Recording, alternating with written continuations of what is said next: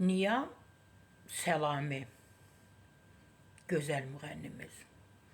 Görkəmi gözəl, imici gözəl. Elə insanlarla o söhbətdə də, münasibətdə də gözəl olan bir Azərbaycan kişisi. Həmişə doğrudan onun o geyimi var, xüsusi onun imici var. Görürsən, deyirsən ki, bunu məhz Niyam Səlami geyinə bilər. Onun doğrudan da səsinin o belə cingiltili, ahəng, bir qeyri-adi belə yüksək zəngulələri olmasa da, kiçik zəngulələrlə bilirsən ki, məhz bu mahnını Niyam Səlami adı əvvəlcə Niyaməddin olub, qısaldılıb Niyam olub. Məhz bu ifanı edən Niyam Səlamidir. Qalmaqaldan da uzaqdır. Çalışır qalmaqaldan uzaq olsun. Çalışır hər danışana, hər deyənə, hər onu belə qalmaqala salmaq istəyənə də çalışır cavab verməsi.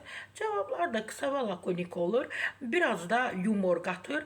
Çox dərinə getmir. Ona görə də Niyam Səlamini çox qalmaqalın içində görmək olmur. Amma gözəl, həm də iş adamıdır. Həmişə restoran şəbəkələri olub, çalışıb, bir çox insanlara, bir çox müğənnilərə çörək verib. Məsələn, Nisa Qasımovanı orada görəndə onun belə restoranında həmişə deyirdim, sağ ol Niyam Səlami. Məsələn, Nisa Qasımovanı heç vaxt yaddan çıxartmayıb və digərlərini deyərdim ki, Niyam Səlami çörək verən kişidir. Niyam çörək verən kişidir. Ad günüdür, doğum günüdür. 30 yaş yox, 35 yaş yox. 40, 45, 50 yaşı olur Niyam Səlaminin. Niyam, doğum günü mübarək. İyi ki doğulmusan. İyi ki doğulmusan. Deyərdim ki, elə Azərbaycanın gözəl kişilərindən birisisən. Çörək verən kişisən. Allah sənin qapılarını o qədər açsın, o qədər ruzi gəlib tökülsün ki, ətrafında yaxşı keçmiş o müğənnilər var, yaddan unudulmuş müğənnilər var. Hər birisini öz ətrafına yığasaz, onlara çörək verəsən.